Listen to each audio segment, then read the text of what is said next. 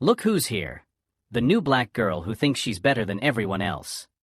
Derek Patterson's voice echoed through the crowded hallway of Jefferson High School, causing several heads to turn in Keisha Williams' direction.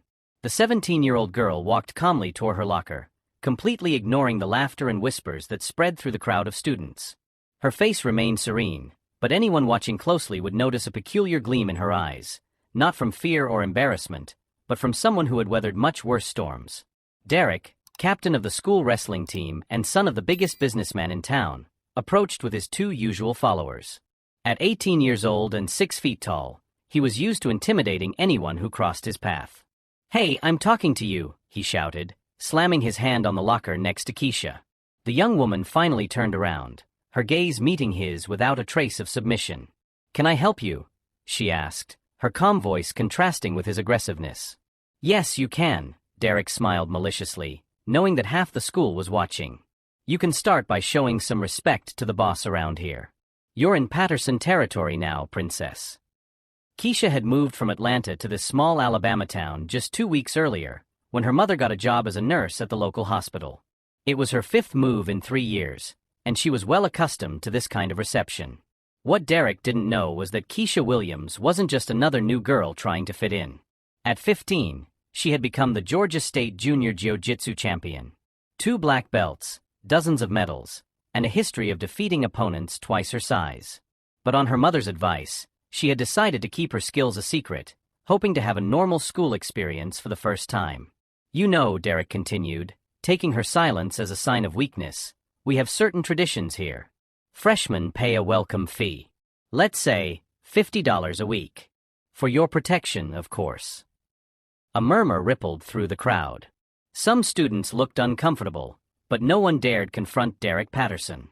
His family practically funded half the school, and he wielded that influence without shame. "Interesting," Keisha replied, calmly closing her locker. "And if I'd rather not participate in that tradition?" Derek laughed loudly, an unpleasant sound that echoed down the hallway. "Then you'll find out why everyone here respects me, princess. Nobody says no to Derek Patterson." At that moment, something changed in Keisha's gaze. For a split second, Derek saw something that made him instinctively back away, not fear, but a cold, calculated confidence he had never encountered before. It was the look of a predator sizing up its prey. "Fine," she said softly, picking up her backpack. "I'll think about your offer." As she walked down the hallway, ignoring the comments and laughter behind her, Keisha felt a familiar sense of calm wash over her. It was the same tranquility she felt before every fight, when she knew exactly how the story would end. Derek yelled something about knowing her place as she walked away, but Keisha barely heard him.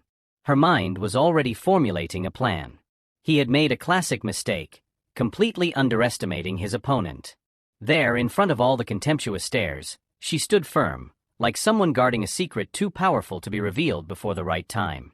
If you're enjoying this story of how prejudice can lead someone to make the biggest mistake of their life, don't forget to subscribe to the channel, because what Derek is about to discover about this girl will change everything.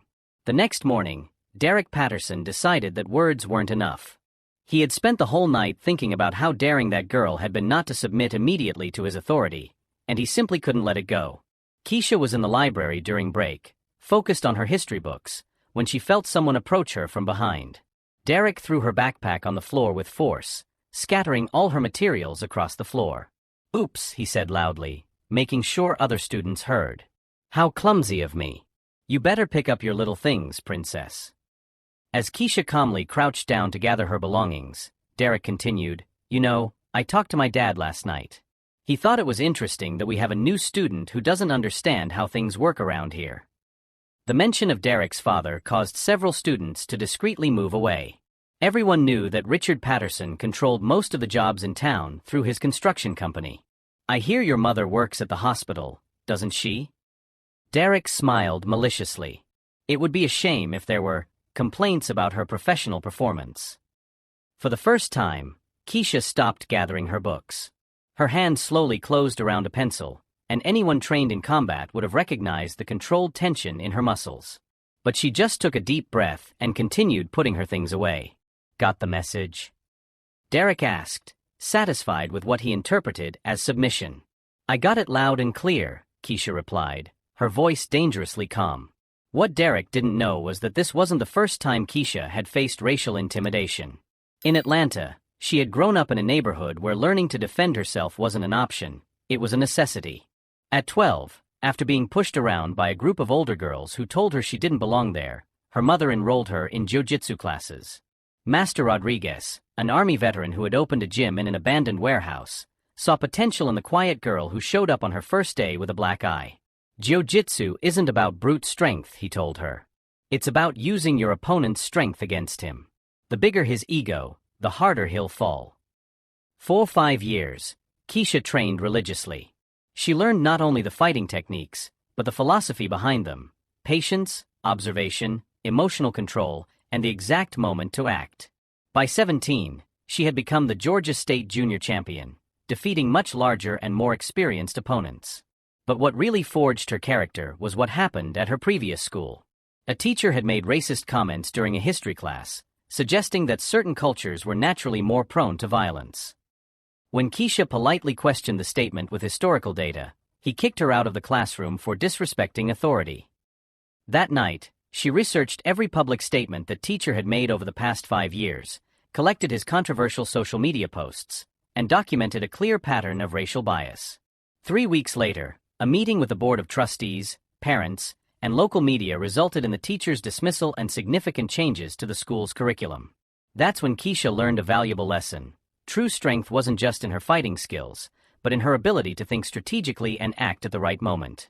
Now, watching Derek walk away with his friends laughing about the humiliation they thought they had caused, Keisha felt that familiar strategic calm settle in. She knew exactly the kind of person Derek was: privileged, impulsive, and completely convinced of his own superiority. During lunch, while Derek bragged to his friends about how he had put the new girl in her place, Keisha quietly watched his every move. She mentally noted how he treated the cafeteria staff, how he talked about other minority students, how he used his family's status as a weapon. It was exactly the kind of behavior that left digital fingerprints. That afternoon, after class, Keisha did something Derek could never have imagined. She visited his public social media profile. 5 minutes of browsing was enough to find a gold mine. Arrogant posts about knowing everyone's place, photos from parties with derogatory comments about other students, and most interestingly, videos of him bragging about how he kept order at school. On the third day, Derek escalated the situation even further. During gym class, he accidentally pushed Keisha into the pool, even though he knew she hadn't brought a swimsuit. "Oops, my hand slipped," he laughed as she emerged from the water with her school uniform soaked. Laughter echoed around the gym, but Keisha just smiled calmly as she climbed out of the pool. "No problem," she said, wringing out her shirt. "Accidents happen." That calm reaction angered Derek more than any screaming or crying. It was as if she knew something he didn't. Every new humiliation Derek tried to inflict only strengthened a silent determination growing inside Keisha, a meticulous force being fueled by the very arrogance he used to try to break her. That night, Keisha made a phone call that Derek Patterson could never have imagined. On the other end of the line, in Atlanta, a familiar voice answered on the second ring. "Investigative journalist here, Trevor Johnson speaking." "Uncle Trevor, it's Keisha. I need a favor." Trevor Johnson wasn't really her uncle, but he had become family during the years she attended Master Rodriguez's academy. As a reporter specializing in exposing corruption and abuse of power, he had taught Keisha something valuable: the pen is mightier than the fist, girl. But sometimes you need both. "Tell me everything," Trevor said, and Keisha could hear the familiar sound of his computer booting up. As she recounted the events of the past few days, Keisha looked out her bedroom window at the Patterson mansion atop the hill. The family controlled virtually the entire local economy through the Patterson Construction Company, and Derek used that power as a personal weapon. "Interesting," Trevor muttered after hearing everything. "Richard Patterson. That name sounds familiar. Let me do some research."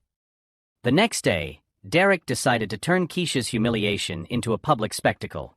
During lunch, he approached the table where she was sitting alone and, with a malicious smile, poured his chocolate milkshake over her history books. "Oops, what a klutz," he laughed loudly, making sure everyone saw. "Better clean that up, princess. We don't want the place getting dirty." The entire cafeteria was watching. Some students laughed nervously, others looked away uncomfortably, but no one moved to help. The power of the Patterson family was too real to be challenged. Keisha looked down at her ruined books, took a deep breath, and smiled. Sure, Derek. Accidents happen. That unshakable calm was starting to really bother Derek. It was as if she knew something he didn't. As she cleaned the table, Keisha mentally catalogued every face in the cafeteria. Who had laughed, who had been embarrassed, who had recorded it on their cell phone. It would all be useful later. That afternoon, Trevor called back with information that made Keisha smile for the first time in days. Your intuition was right, girl. Richard Patterson has some skeletons in his closet. Fraudulent contracts with the city, illegal workers paying less than minimum wage, and most interestingly, he's under federal investigation for tax evasion. The company is more fragile than it appears. What about Derek? Daddy's little boy is a gold mine. Public posts bragging about how he keeps order at school, videos of him intimidating other students, and get this, he posted photos from last weekend's party showing underage kids drinking on the family property. Keisha felt that familiar sense of strategic calm settling in. Trevor, do you still have contacts at the Alabama Department of Education? I do. And I also know someone at the IRS who would love to take a closer look at the Patterson family's business. Over the next few days, Derek stepped up his intimidation campaign. He accidentally bumped into Keisha in the hallways, made racist comments loud enough for her to hear, and even organized a group of students to follow her from the parking lot to her house, shouting insults. Hey Atlanta, he yelled one afternoon. Don't you get it? You're not welcome here. Keisha kept walking, but this time she wasn't alone. A senior named Jessica had started walking beside her over the past few days. Jessica was the daughter of Mexican immigrants and knew the poison of discrimination well. He's losing his mind, Jessica whispered. I've never seen Derek so obsessed with anyone. It's because he feels like he's lost control, Keisha replied calmly. People like Derek don't know how to handle it when his authority is questioned, even if it's just silently. What Derek didn't know was that every act of intimidation was being carefully documented.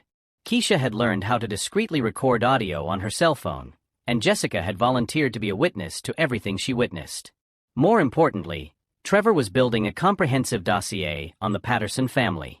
He had discovered that the company was delinquent on several federal taxes, that Derek had been expelled from 2 previous schools for violent behavior, information hushed up by the family's money, and that there were multiple claims of racial discrimination against company employees that never made it to court.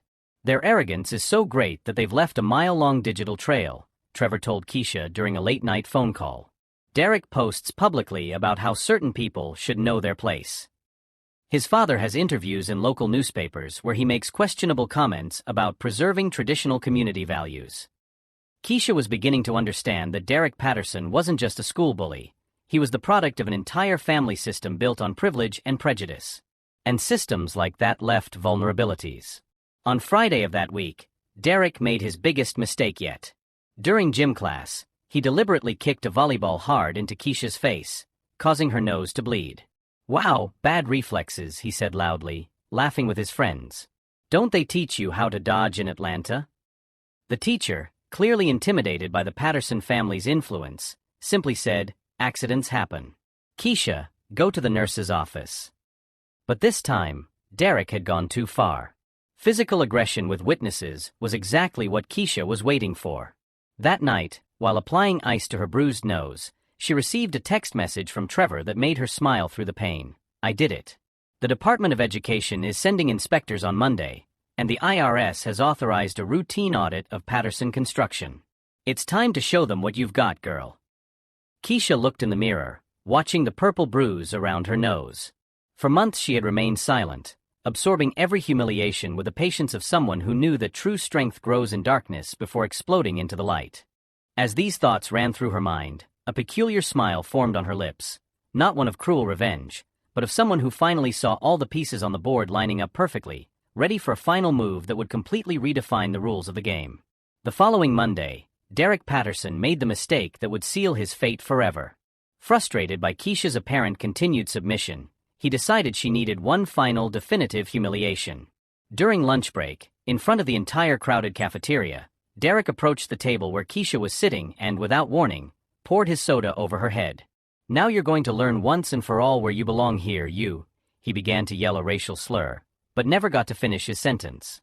In a movement so fast that most of the students couldn't even process what had happened, Keisha stood up, grabbed Derek's wrist with surgical precision, and using his own strength and momentum against him, threw him over his desk in a perfect jiu-jitsu throw. Derek landed on the floor with a thud, completely disoriented. Before he could recover, Keisha was already standing next to him, one foot strategically positioned on his chest, not applying pressure, just demonstrating total control. "Derek," she said calmly, her voice cutting through the shocked silence of the cafeteria, "you just committed physical assault against me in front of at least 50 witnesses. And coincidentally, today is a very special day." At that exact moment, the doors of the coffee shop swung open and 3 men in suits entered the room. "Derek Patterson?" asked the first, showing his badge. "I'm Inspector Williams from the Alabama Department of Education. We need to talk." The second man approached. "Is Richard Patterson here?" "I'm Federal Agent Carson. We have a search warrant for the Patterson Construction Company headquarters." Derek tried to stand up, but Keisha applied light pressure, keeping him in place. "Calm down, Derek. They're not finished." Jessica appeared beside Keisha holding a cell phone. "And I recorded everything in high definition, including the racist term you were about to use. I've already sent it to all the school WhatsApp groups." Trevor Johnson entered the cafeteria right behind the authorities, a thick folder in his hands and a satisfied smile on his face.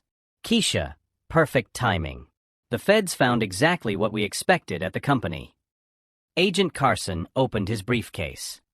"Derek Patterson, you're being charged with racial intimidation, physical assault, and based on the evidence we have received about your family's online activities, possible incitement to hatred. Your father is being arrested at this moment for large-scale tax evasion." Derek's face had gone from red with anger to ghostly white. This can't be happening," he stammered. "It can and it is," Trevor said, pulling a tablet from his briefcase. "Want to see screenshots of your own social media posts? The one where you write, 'Some people need to learn their place,' with a picture of yourself at school? Or would you rather see the video where you brag about keeping order here at Jefferson High?" Keisha finally allowed Derek to stand up, but kept a safe distance, close enough to intervene if necessary, far enough away to show she wasn't a threat. "For 3 weeks," she said, still with that unnatural calm, "you assumed I was just another black girl you could bully and humiliate. You didn't know I'm a black belt in jiu-jitsu, Georgia state champion for 2 years running.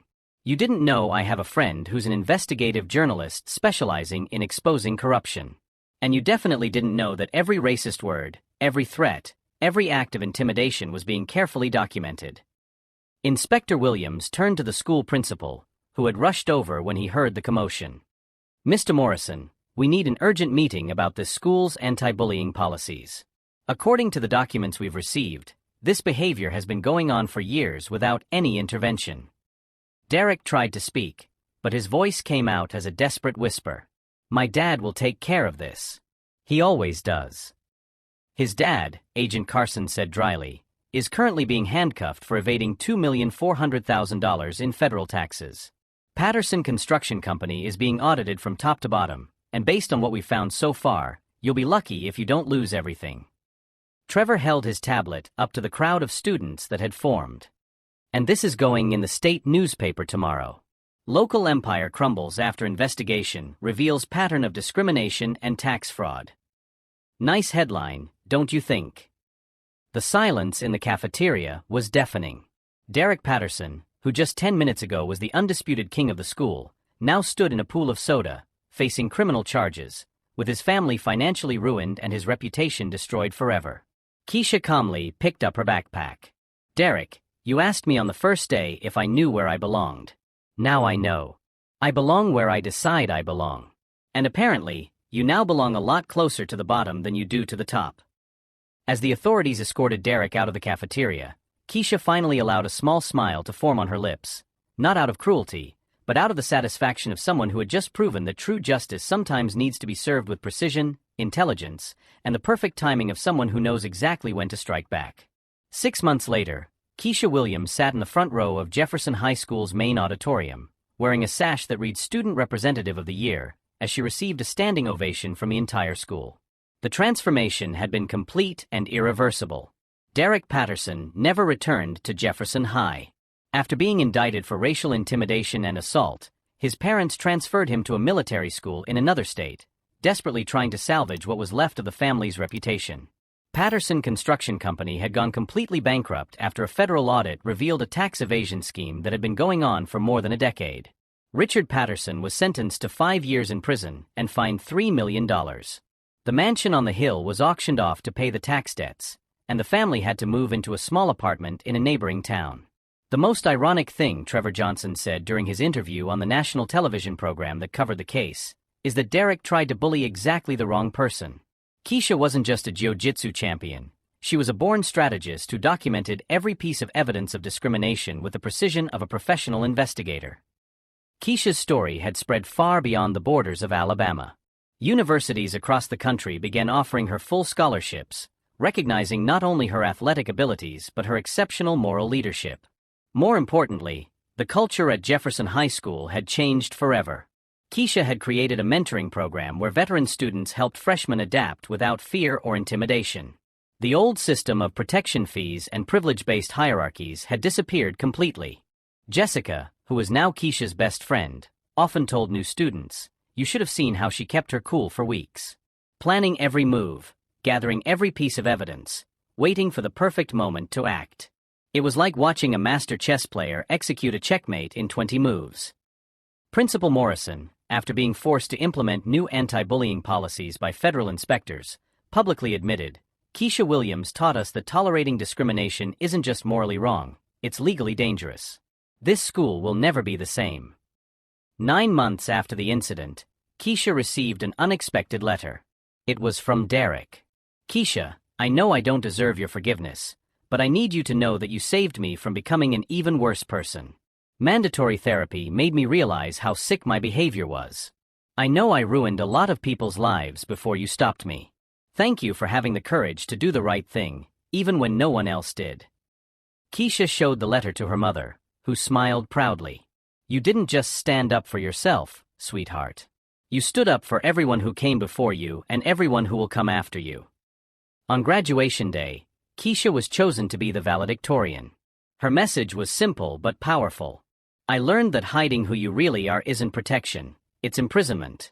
When I finally had the courage to show my true strength, I not only freed myself, but I freed an entire school from a system based on fear and prejudice." She paused, looking out at the packed audience. True strength doesn't come from bullying those who are weaker. It comes from protecting those who need protection, from using your talents to create justice where there is injustice, and from never letting the fear of being different stop you from being extraordinary.